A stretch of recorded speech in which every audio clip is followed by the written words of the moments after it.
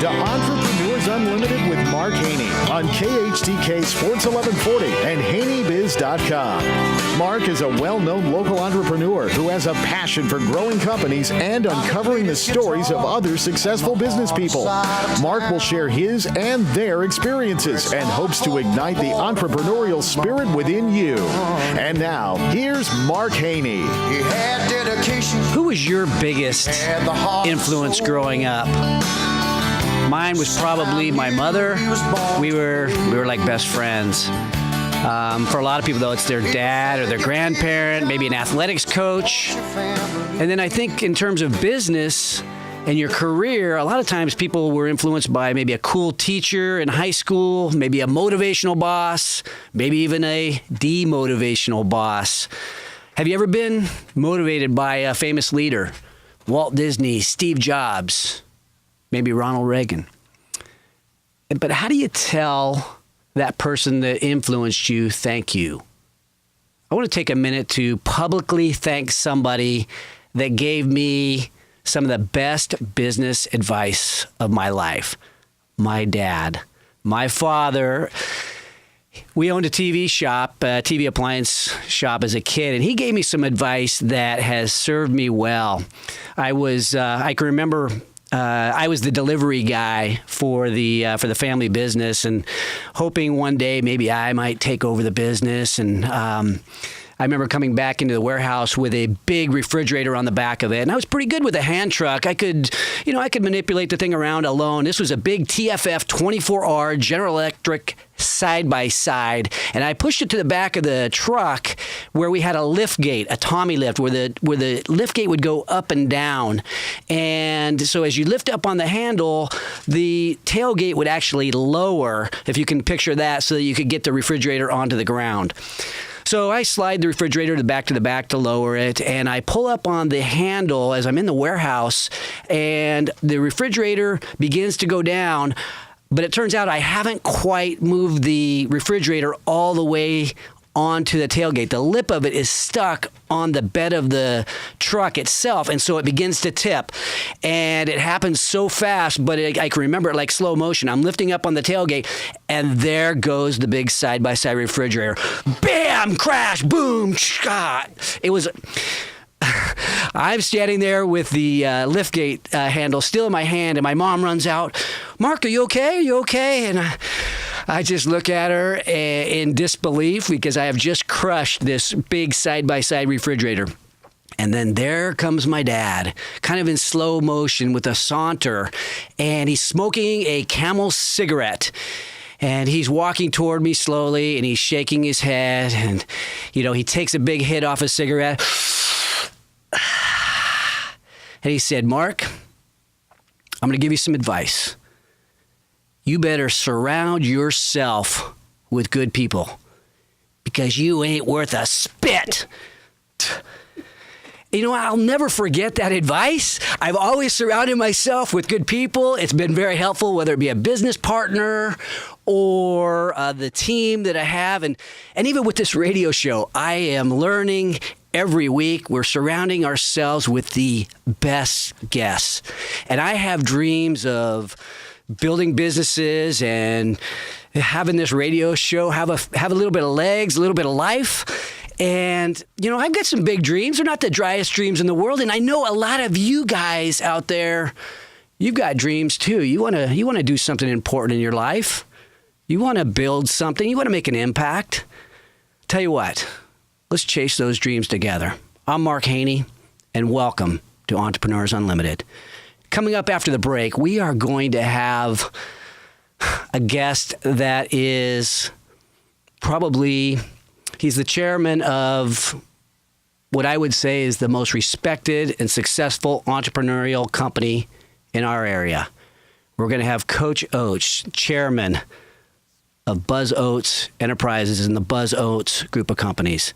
When we come back, we're going to hear his story. Thank you. Now, here's Mark. If we had a debate about the most successful and respected football teams of all time, we'd probably throw out teams like the 72 Dolphins with Jim Kick and Mercury Morris and Larry Zonka and Bob Greasy and those guys, or maybe we'd have a debate and we might throw out the San Francisco 49ers of the mid-'80s with Jerry Rice and Montana and Taylor. It'd be a good debate. But if we were talking about who's the most respected and successful entrepreneurial story right here in our hometown of Sacramento, I think there'd be no argument. It's the Buzz Oates group of companies, and here today to help share the story is Chairman Phil Oates. Good morning, Mark. How you doing? I'm doing great. You know, we talked about this now for a few months, and I really mean this sincerely because I get to do these type of things occasionally. I'm very pleased, excited to be here, and also humbled, and I think we're going to have a good time. Thank you. I am so glad that you are here and a chance to share the story. A lot of people have transplanted into the area and might not understand the size, the scope of what you guys do. Can you give us an overview of what you guys do? Yeah, we manage about 27 million square feet in the western part of the United States. Primarily industrial. Industrial. We do have some shopping centers and different, we have an occasional roller rink we're trying to get rid of and things like that. But we're trying to move it now into being 90% industrial.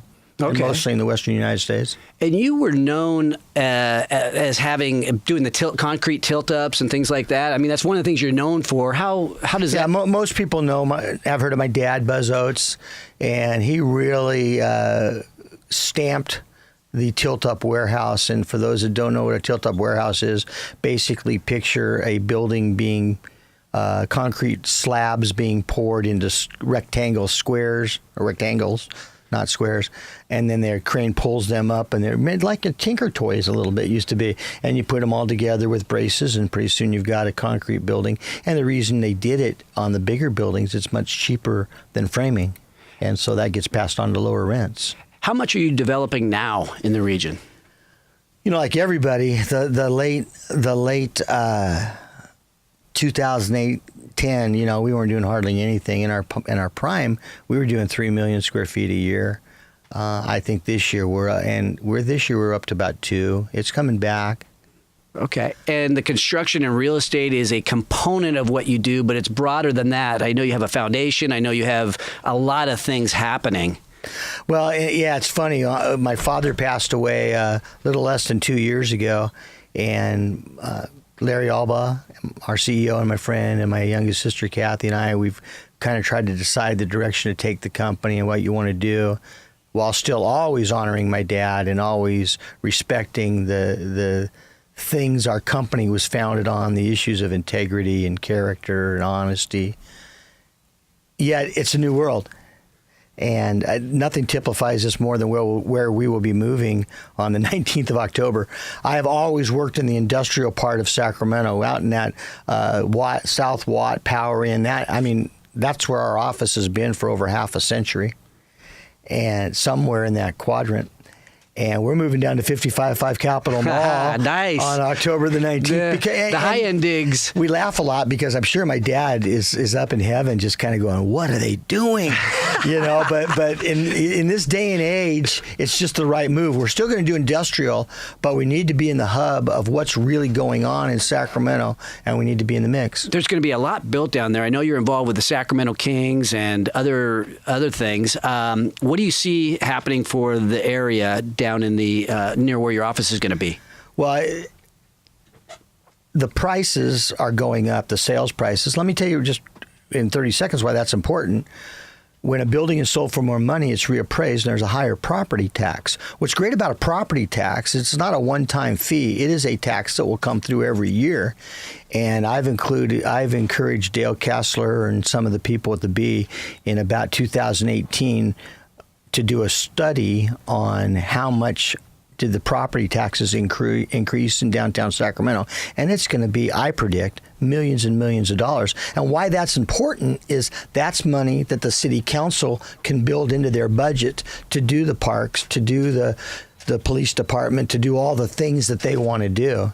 They're going to have a flush coffer of money. You influence, and your family has influenced so many entrepreneurs. The growth obviously creates all kinds of opportunity. Are you guys still entrepreneurial, and how does that entrepreneur? I know you have the bank, 5-Star Bank, the Entrepreneurs Bank. I know that you do influence entrepreneurs. Can you share with us some of the things you do? My dad had two. My dad was able to look at someone and something and see the potential in it. He could look at a piece of land, like the property that, for those of us that are older, my age, remember the old state fairgrounds down at Stockton and Broadway. It was for sale for a long time. After a few years, he was able to look at that and picture what it will be down the road. He bought it along with Northwestern, and now that's where primarily UC Med Center and all those buildings are at that quadrant are on that intersection. He also had that same rare ability to look at a person and see what their potential is. And the list is long. The list includes guys like Carl Panettone, who was a very successful attorney, but at the prime age of his practice, went in partnerships with him and built an amazing company. He looked at guys like Dave Garst, Mark O'Brien, and saw what they could be and set them up. And so my dad was very, very much that way. In all candor, I probably don't have those same skill sets. I think I can judge people okay, but I don't have that ability to look to the future. So we're probably narrowing our partnerships down.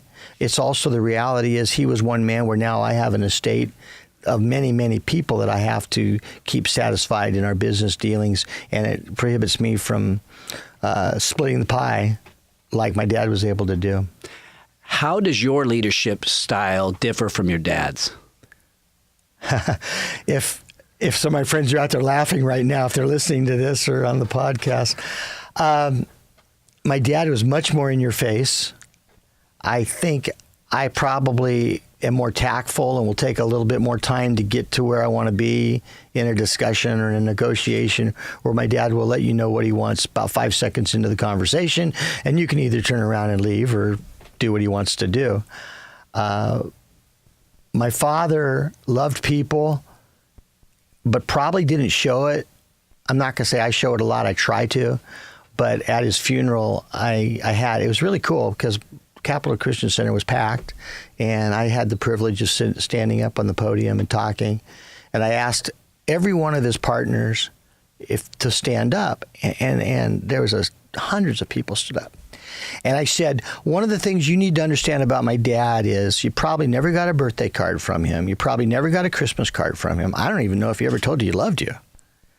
But in his brain, every time you got that monthly or quarterly draw check on the investment in that partnership, that was his letter. That was his love letter. That was his way of saying, you are my friend, and I love you, and I'm glad I'm walking life with you. Do you ever talk with your dad now? No, not really. Do you ever have a chance to think, what would my dad do? What? No, I think we often talk about the things that we do that he wouldn't do. but yeah, I think we talk about staying core to the fundamentals that he had. Yeah. We just had a meeting this last week, and we're changing, but again, we want to maintain those values that he established so that can be carried on. I'm generation 2 to generation 3 and generation 4. So yeah, I guess we do. If you have a question or comment for me or Phil Oates, go ahead and tweet us at HaneyBizRadio. So I'm envisioning you growing up in the family business. People call you Coach. So why do they call you Coach, and what was it like being in your father's business while he was doing all this growth? I'll answer the last question first. My father, when I was really growing up and being a teenager, he was known for owning A&A Key and Builders Supply over on 6700 Folsom Boulevard. Certainly, he was on the advertisements. I mean, again, we're going to have a retrospective time here tonight. There's a thing called Handy Andy. Do you remember that at all? My dad owned a TV shop. Of course sure. I do. So you didn't have Lowe's. You didn't have Home Depot. You didn't have any of those. Handy Andy was our big competitor. Sure. Well, we were the tiny guys down in Roseville, but you know what I'm talking about. Yeah. And so that's what he was known as. and then he sold a building in the late 60s that he was in to move to a bigger building he'd built, and he made a lot of money, and that's when he transferred over to becoming a developer. Well, that kind of happened once I was out of the house. So I wasn't raised, I certainly wasn't raised in poverty. I'm not saying that, but I probably was not raised in the kind of lifestyle you'd be surprised. You know, we worked, we got up, and I went and cleaned his offices every Saturday until junior in high school. At what age did you start working? Oh, wow, 10. Yeah. What a kid could do, but about 10, yeah. And then the cleaning the offices before you developed skill, did you ever work on the construction side of things? No, my wife would tell you that's a good thing because I'm terrible at that. I am awful at that. There was a show on Fox called Free Home. I don't know if you got to see that. I would have been voted off the very first week. They would have got me out of there. What were you good at? Well, you mentioned the coach part. So when I grew up, I wanted to become a teacher. Coaches in my life that were important. I remember today the coaches that were important in my life: Al Manfredi, Jerry Kaiser. I remember my Little League coaches, and to me, coaches have always maintained a very special place. So I'm not very tall, and in the '60s, you had to be tall to play basketball. I actually got cut from the high school team, but I went and played college basketball down at Bethany. It was a small Christian school, and I knew I could play there. I did play there, and I, I got a little stronger, a little quicker. Never grew, but and had a decent career. And so I always wanted to be a coach. And so I actually originally had my teaching credential, and coached at Rio Americano, coached at El Dorado, mostly those two schools. And then it was just hard to get a full-time teaching job in the '70s. And people still call you coach today. Yeah, they do. I have a lot of people friends from the '70s. I'll tell you one person I coached. Mark Friedman was one of the first guys I ever coached. Mark Friedman, my partner with the Kings, my friend, and Mark was my quarterback. So there's a John Wooden, famous UCLA coach, wrote a book called "They Call Me Coach," and that's a very much after father and husband. That's the third description I really like, I think. I'm Mark Haney. I'm here with Phil Oates.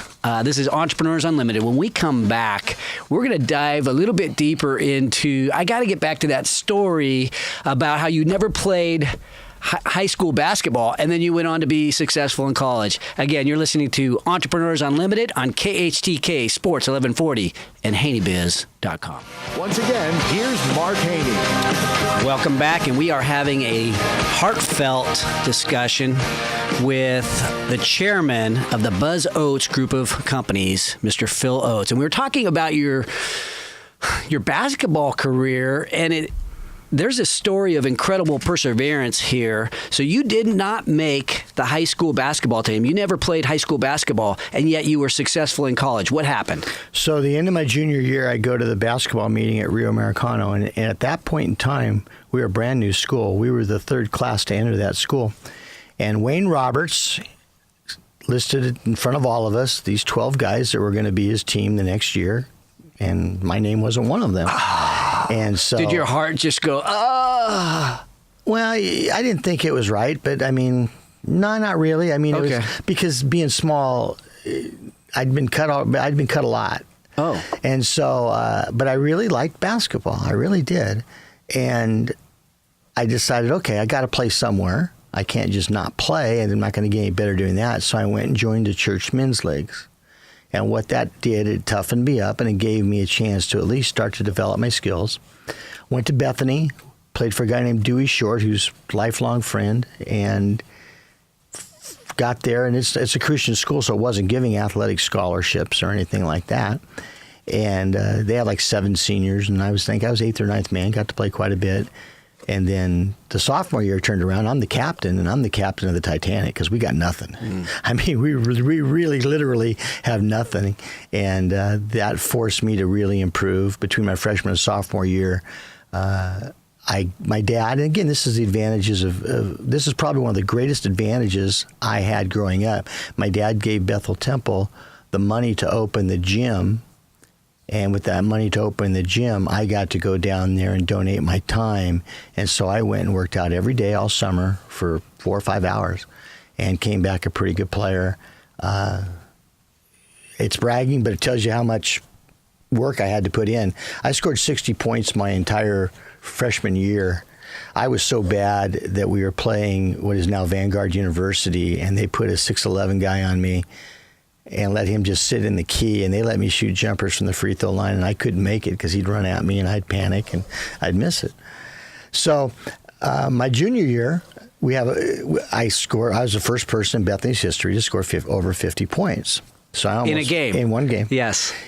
I will tell you this. To score 50 points, you need two things. You need to be playing a bad team, and you need to make sure you don't have any other shooters on your team. No. Because you're supposed to be 7 foot tall too, aren't you? I don't know, but it was that record was since broken by Scott Hagan, pastor out in Natomas, and a friend of mine that works here in Sacramento named Brian Crinson broke that. But you had a game where you scored like 50-something points, 60 points, and had 14, 15 assists. I had a lot of assists. How do you pass the ball, you score? I mean, that's pretty amazing. Remember, and you're a guard. We're playing a bad team. Okay. So once I got to 50, I quit shooting. Humble. We're playing a bad team, so we're way ahead. Nobody doesn't play in high school and then goes on to score 50 points and 14 assists in a college game. That doesn't happen. I don't care how bad the team is. If I had to do over again, I'd go for 60. And I'd go less assists. So I want to just say something really quick about basketball and the Kings, because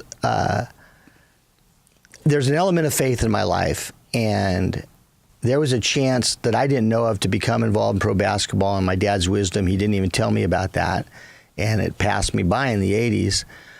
Not knowing, I never dreamt I'd be the owner of a professional basketball team. It is on the professional side of life, it's a dream.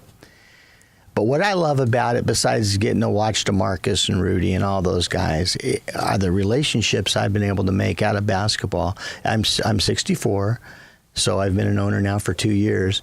And I have so many people that are dear friends, Brad Jacobs and Lisa Park. I didn't start even mentioning them, and Chris Granger and the people that work there, and Pete, and Coach Carl's wonderful.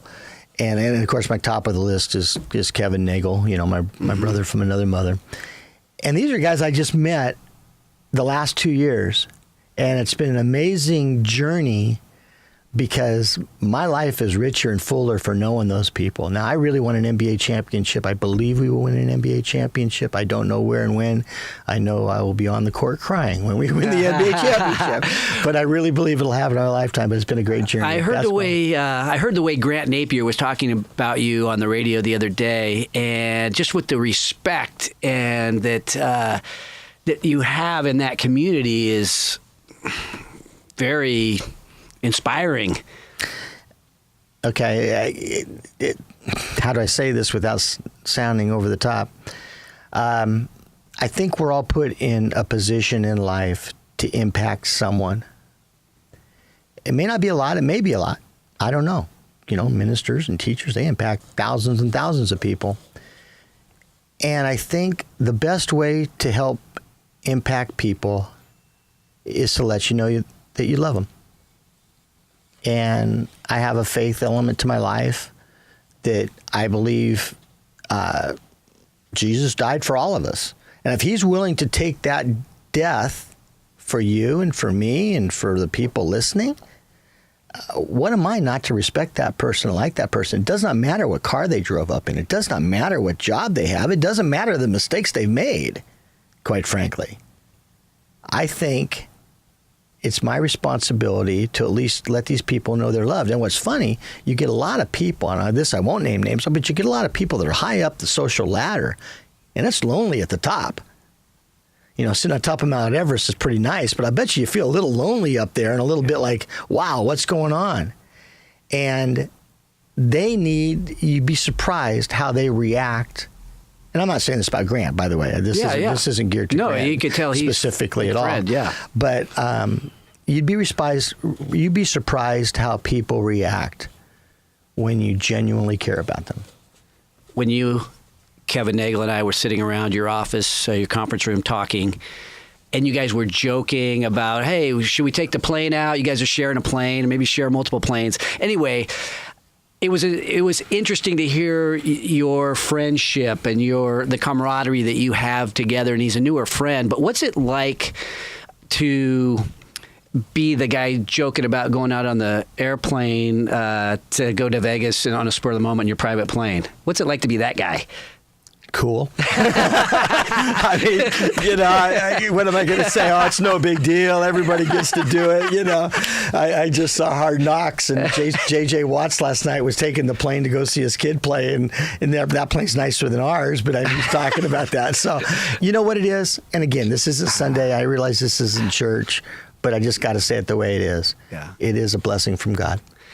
And your family, so you were obviously raised in a way that you have perseverance. It's in your DNA, or you learned that early. Now, raising a family today, what kind of you talked earlier about shirt. You didn't use the term shirt sleeves to shirt sleeves, but you didn't have it as easy as a young guy. Now you're raising a family in today's society, which is so much different. Can you give us a little bit about your inner circle and your family? Well, and you're 100% right, Mark. It is difficult. Again, my dad was G1, I'm G2, G3 would be my children. G3 was not raised with the values that my dad passed on to us. And it is a challenge because, a lot of stuff has been given to them and there's nothing wrong with that. They can't help it, yeah. And it is hard. You have to work hard to teach that work ethic to them. You really do. And I think you just have to teach them, A, to love people, and B, that there are consequences, to bad decisions and consequences to good decisions too. And the example that you and your company sets in the community in terms of philanthropy and giving back and just all that you do to not just promoting entrepreneurship, but you're helping so many people. That's got to be a great example for those kids. Kathy and Larry, yeah, it is. But we're actually talking about it's easy for them to watch us give our money, and they'll say, yeah, why don't you give your money to our cause? We're actually trying to make them. It's funny. We're just going through the end of this next month in October. We're going to give. We've given each of them an allotment of money to give to a acceptable charity, but they have to make the same matching check personally. So I think we're trying to teach that to them. Yeah. Let me just say this about our foundation. We take a real low key. My dad was low key. My dad actually gave millions of dollars away, just didn't want to tell anybody, and quite frankly, because then he knew people would come and ask, and he didn't want that pressure. And we still continue that today, but our foundation really does a lot of things people would be very surprised at. If you could write a book about family business, what would you call it?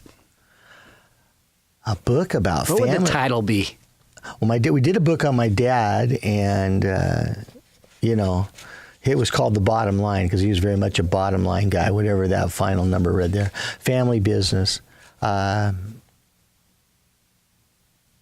Bless others. Bless yourself. And bless yourself. So what's next for you, right? You can do anything you want, whenever you want, for as long as you want. You're building businesses. You're still very active. You're challenging yourself with new opportunity. I know with the Kings and other things that you're doing. What's next for Phil Oates? Well, we're very excited about moving down to 55 Capitol Mall. That building, that area of town is going to be the hub of what goes on. So my father, in his day, he'd go to Macy's or he'd go someplace like that and do the business. And I love being the figurehead of our company. I got to also say this. I have 3 outstanding partners. Kevin Ramus is our COO. He is as close to my dad as anybody in terms of analyzing property and putting our tenants in those buildings so they become profitable. I've got a wonderful CFO, Michael Stodden, who's a CPA, who just knows how to organize things and analyze. And we got just the best CEO in town in Larry. So Larry Alba. Those 3, Larry is just, my dad viewed him as a son and I view him as a brother, and people kind of, like you, just raise their eyes, huh? And I don't say that lightly. I'd take a bullet for that guy. So they do the bulk of the work. Because they do the work, it allows me the time to play. And by play, I mean go out and do this type of thing on a Saturday morning to let people know what we're doing, that our company is actually stronger than it's ever been. We have a game plan for the future. We're a good company to invest in when we do have investment opportunities. And I know a lot of people were concerned that once my dad passed, we would shrivel off, die, and fall off the corner of the business world. But that's not happening. We're going to become bigger and stronger. And then it'll be the next G3's and G4's responsibility to carry it on. Phil Oates, chairman of the Buzz Oates group of companies. So proud that you were on the show today. When we come back, we're going to introduce a guy that actually did take a bullet for our country, and a guy that I think has a lot in common with Phil. I'm Mark Haney. This is Entrepreneurs Unlimited on KHTK Sports 1140 and HaneyBiz.com. Once again, here's Mark Haney. I've heard two sets of feedback since we started the show. Number one, they want to hear more about me and a little bit about my entrepreneurial story, which I've shared a little bit. But they also want to find out about my son, Marcus Haney, and he is joining us today.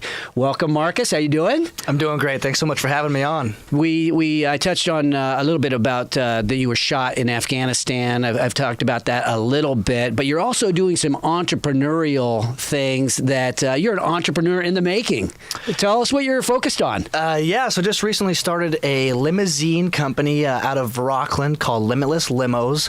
Really excited. So we're looking to go out and create a buzz around our companies and see if we can't. That's why I'm wearing my Niners shirt today, because you're taking us down to the Niner game, Monday Night Football in Limitless Limo, and I had to be wearing the Niner gear today. I love it. Absolutely. Yeah, we'll take you all over town, 49ers, Giants, out to Country in the Park, whatever the case may be. So okay, awesome. So you got you're working on the limo company. What other kinds of I know you're running a marketing group. You're the radio show. This is part of what you do, is behind the scenes guy, getting me pumped up for the show and coordinating things. Yes, I'm usually behind the glass checking out what's going on, so it's a little bit different being here on the microphone. But so I also started a disabled veteran-owned business in 2013, doing IT consulting stuff in the state of California, and so have that going as well as the limo company. And I also do the marketing piece for HaneyBiz.com,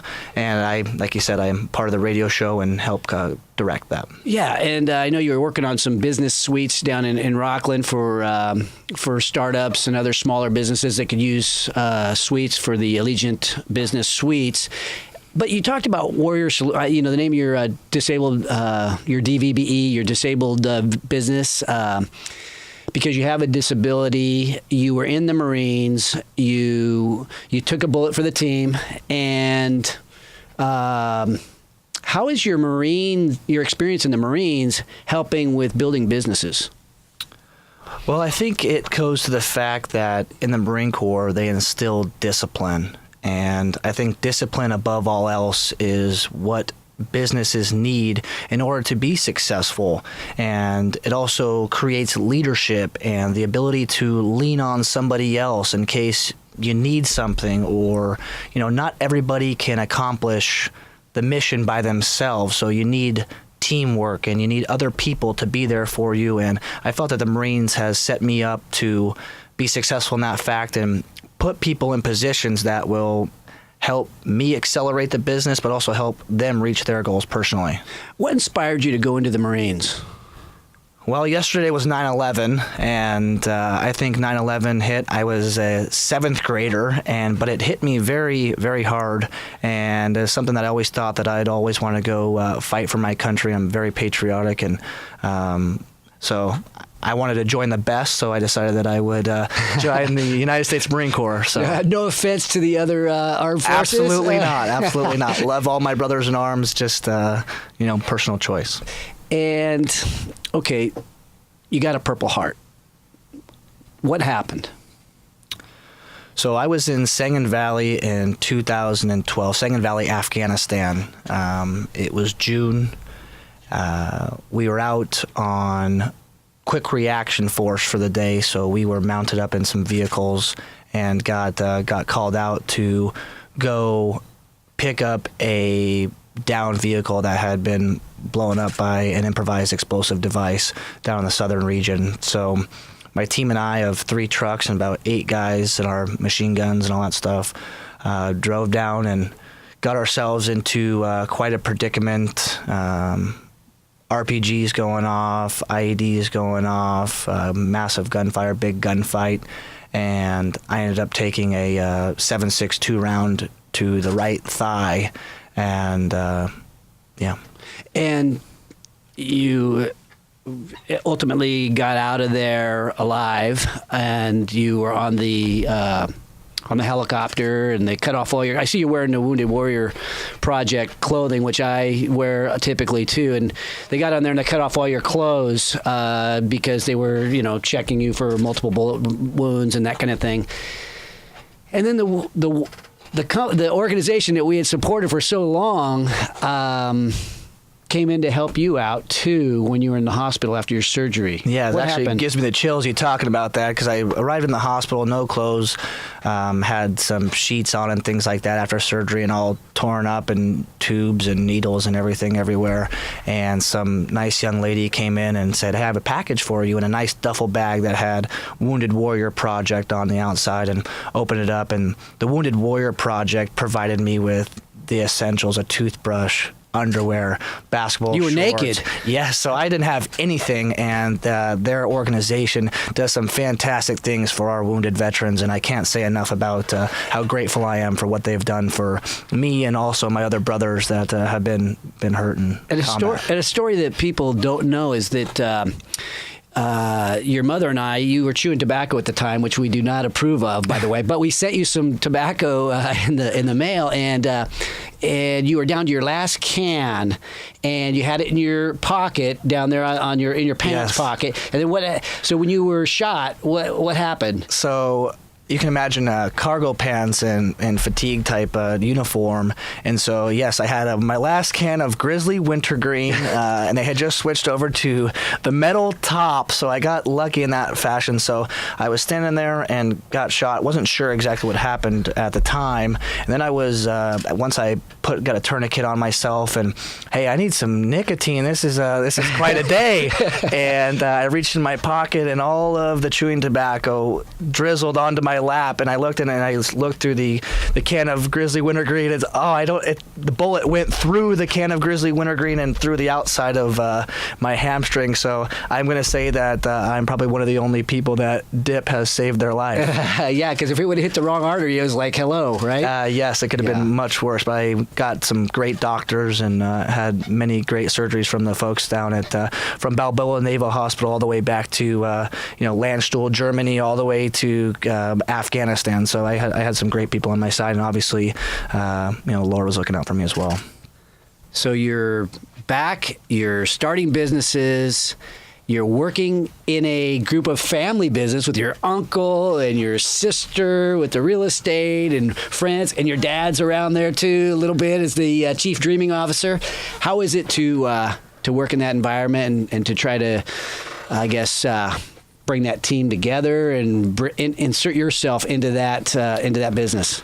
It's been great. For those of you that don't know, my father was partnered with Paul Haney back when they had Northern Video Systems and Placer TV Video and those things.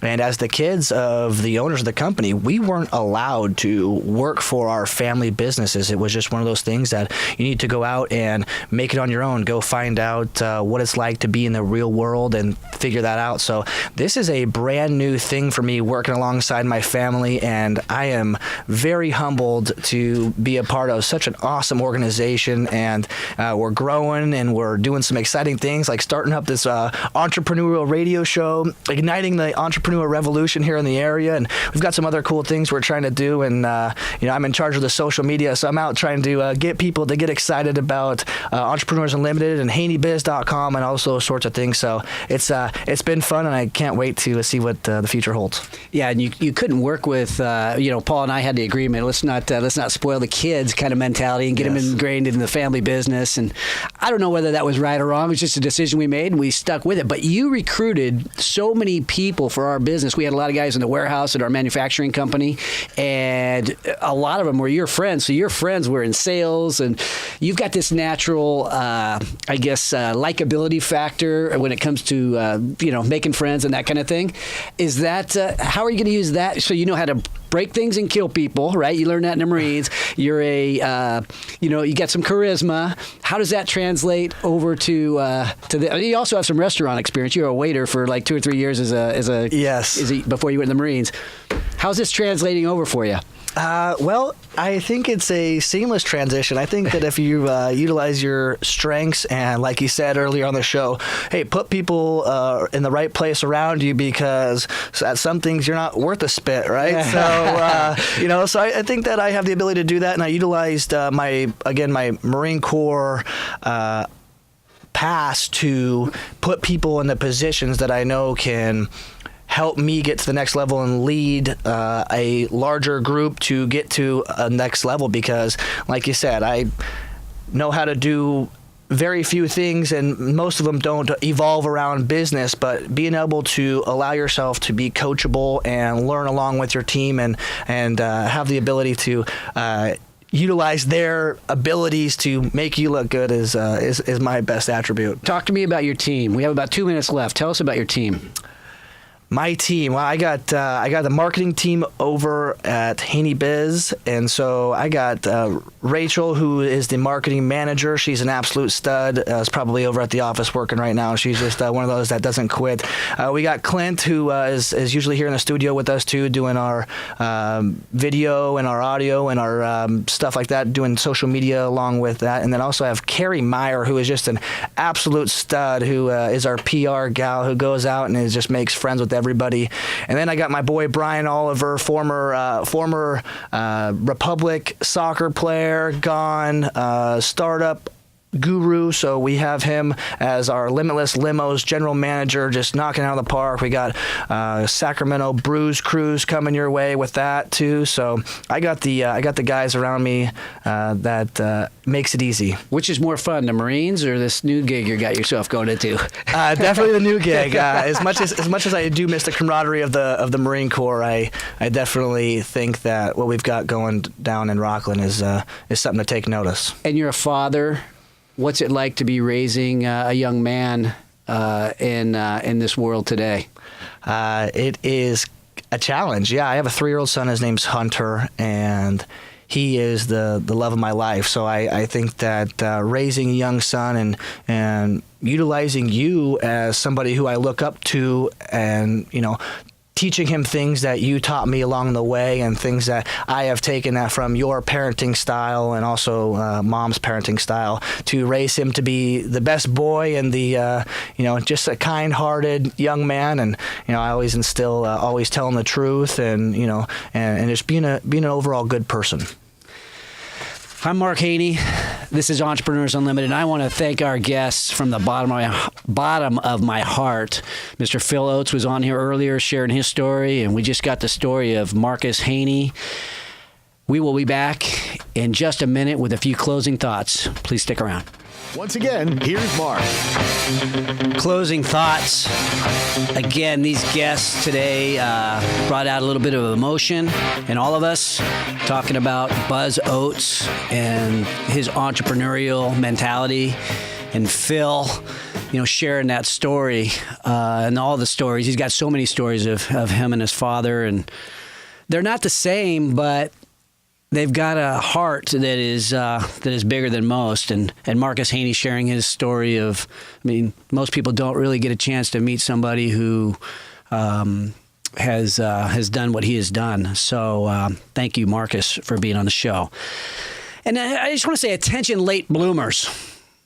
If you're a late bloomer, we talked to 2 guys today that were late bloomers.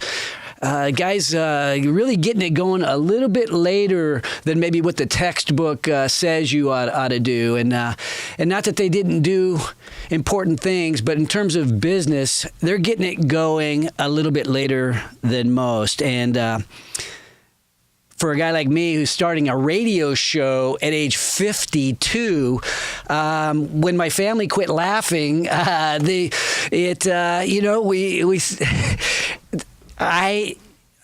I can say is it's never too late, okay? So maybe I'm a late bloomer myself, and I never really thought of it that way, but it is never too late to start your entrepreneurial journey. It's never too late to have a light bulb go off, and maybe it causes you to want to take that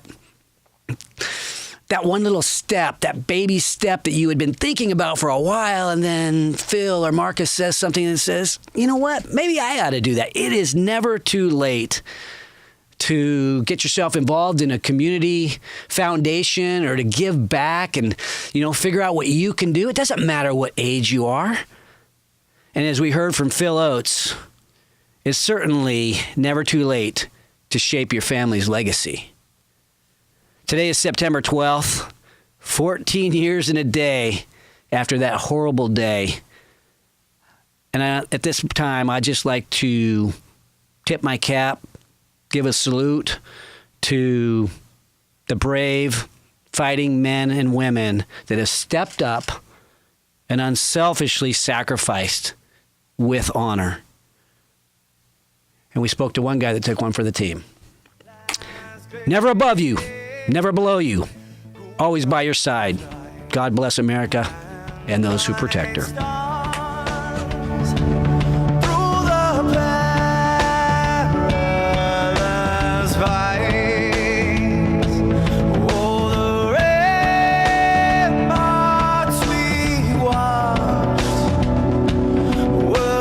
Yeah.